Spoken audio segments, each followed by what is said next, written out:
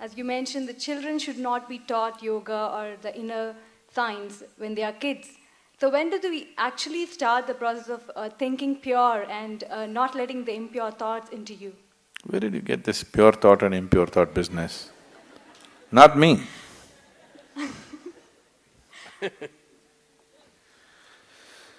Thought, whatever kind of thought you have, whatever thought you generate on your mind is only coming from the data that has already been fed into you, isn't it so?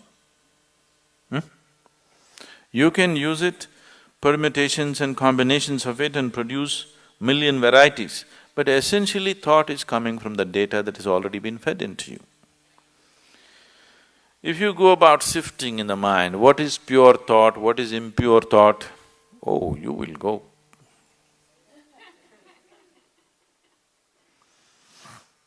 And if you're trying to curb the impure thought and produce pure thought, you've finished. All the things that these so-called religions told people are sins, they have become the full-time activity of human mind.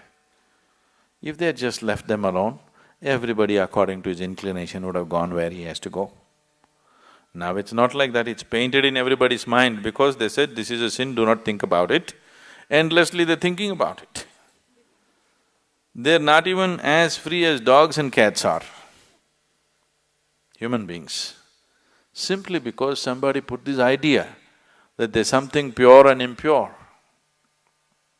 Whatever impure things you learnt at the age of 25, I do not know. I have not come in touch with anything impure in the world yet. I don't know where you came in touch with all these impure things in 25 years.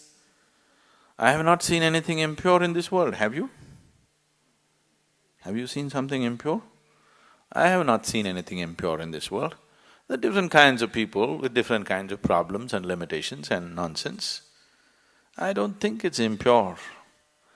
It's a process of purification. In different stages of purity, I see people. And first of all, this idea of pure and impure is a very sick idea. There's just life around you. There's only life around you. If you're labeling certain aspects of life as pure and certain aspects of life as impure, there is a serious problem. I want you to understand this problem is far more serious than most people really look at.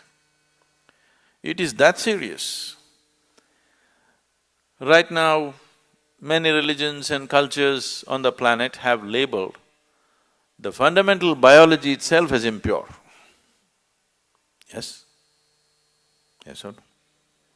The basic biological processes themselves as impure. Sexuality is impure, a woman's menstrual cycles are impure.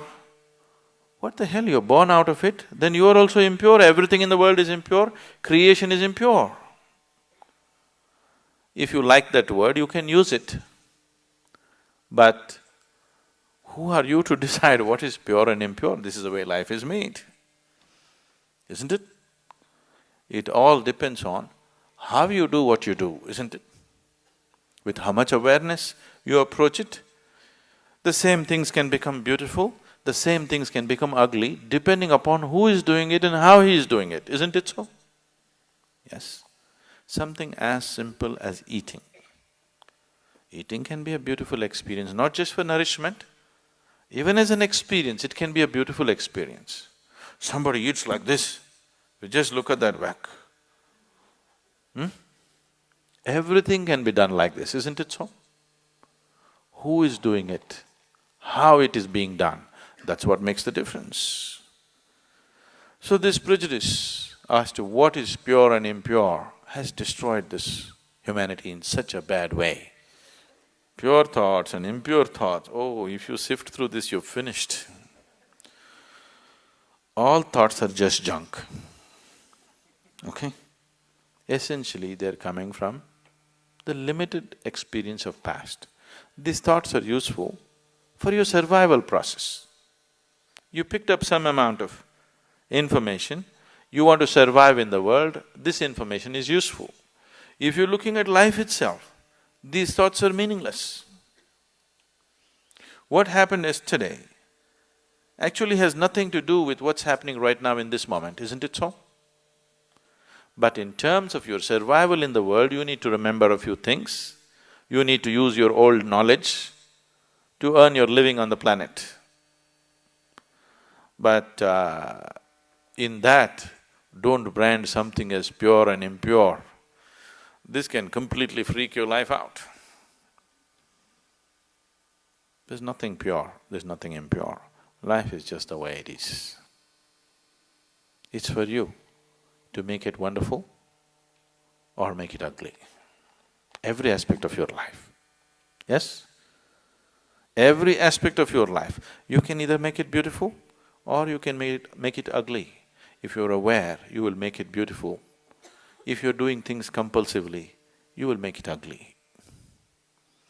Anything in your life, if you do it compulsively, it becomes ugly, isn't it so? If you do it consciously, it can be made beautiful, everything. From the smallest thing to the biggest thing, everything can be made beautiful if you do it consciously. And everything can be turned to an ugly mess if you do it compulsively.